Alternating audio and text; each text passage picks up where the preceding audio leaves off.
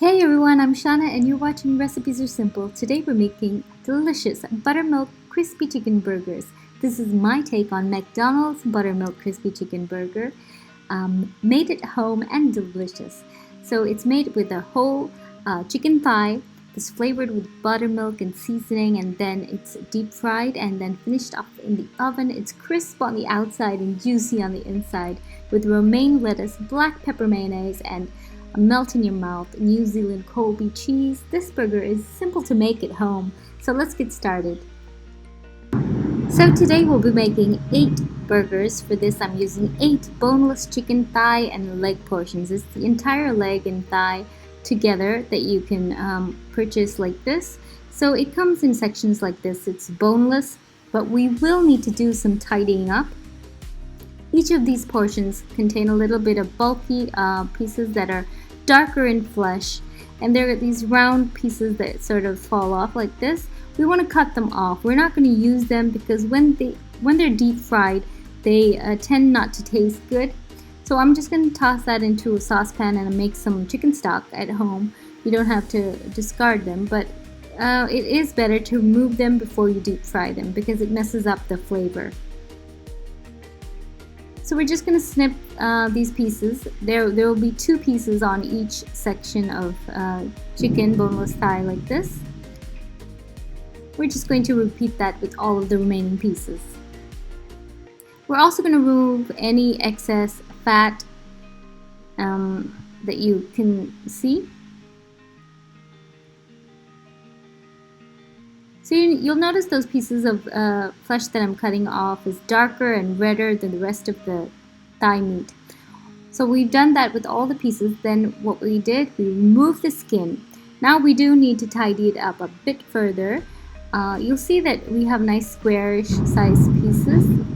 So when we coat them and fry them, there will be these nice large chicken patties like this. But we need to cut off these connecting these tubular connecting pieces, like any unsightly pieces, any fat or any pieces that you don't want in there. Just cut everything off, especially all around the edges and the corners, without separating the boneless chicken thigh and leg. So we're just going to keep on tidying it up and do that for all the 8 pieces.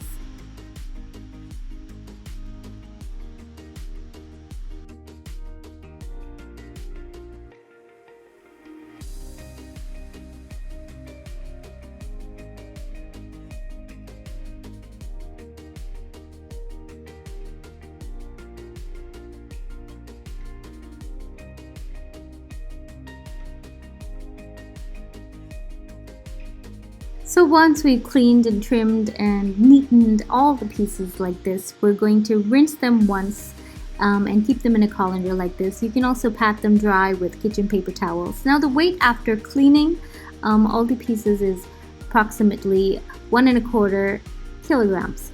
So now we're going to marinate this. We need 2 cups of nice fresh buttermilk. If you don't have buttermilk, you can also use yogurt and milk mixture. That works too.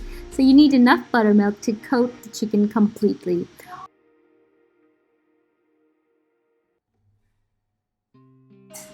Also, to marinate the chicken, you'll need 3 teaspoons of fresh minced garlic and some dried herbs. So mainly we need thyme, a ½ teaspoon of thyme, a ½ teaspoon of tarragon, and a ¼ teaspoon of dried parsley. So these are the main dried herbs that we're using, and optionally we can also add just a pinch of sage. This is dried sage and it has a very strong flavor, so add only a small pinch and it is optional. We're also going to add 2 teaspoons of Tabasco sauce or any hot sauce that you prefer.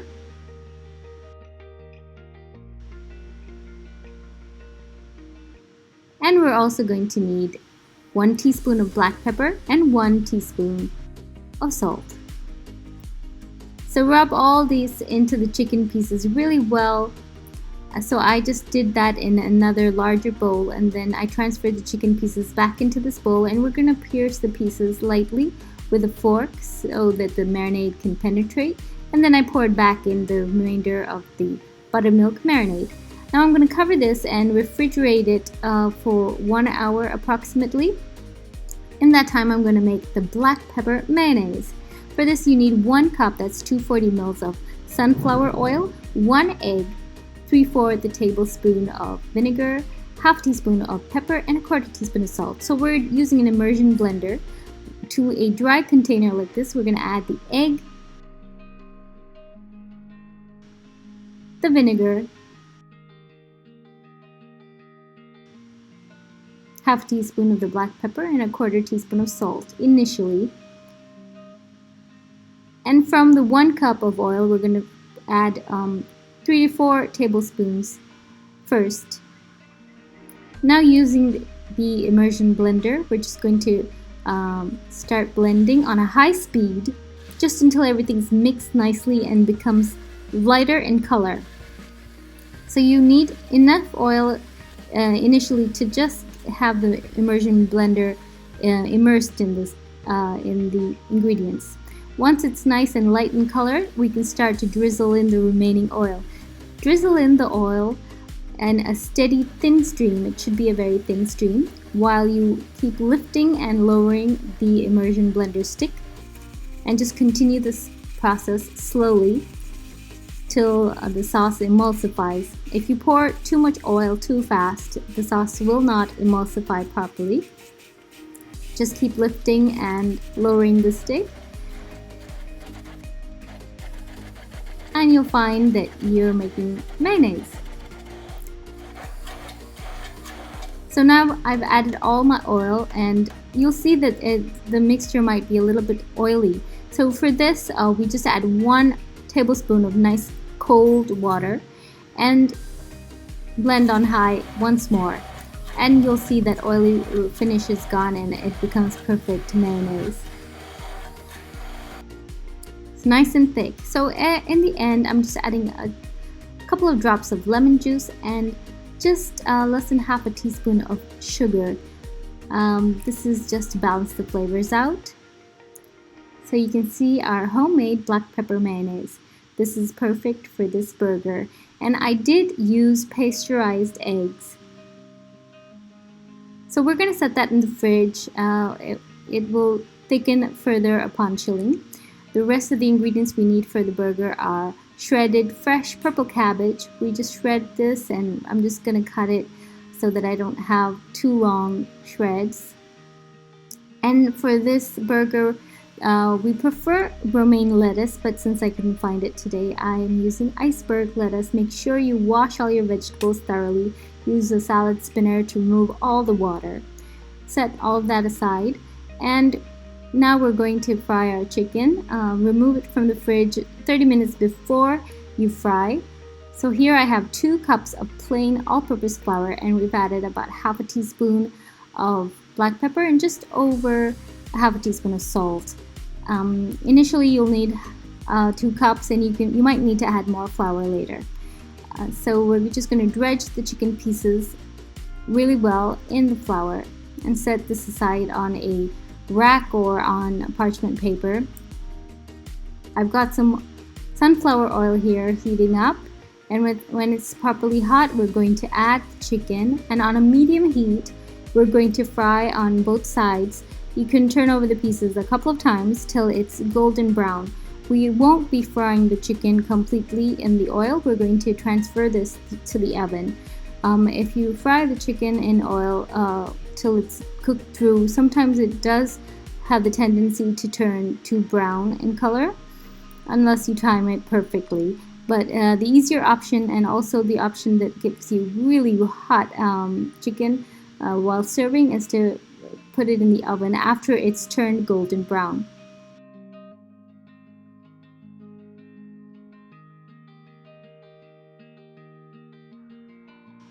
So I have my oven preheated to 218 degrees Celsius, and we're going to put it in the middle rack and bake it for 25 minutes, and the chicken will be so juicy on the inside.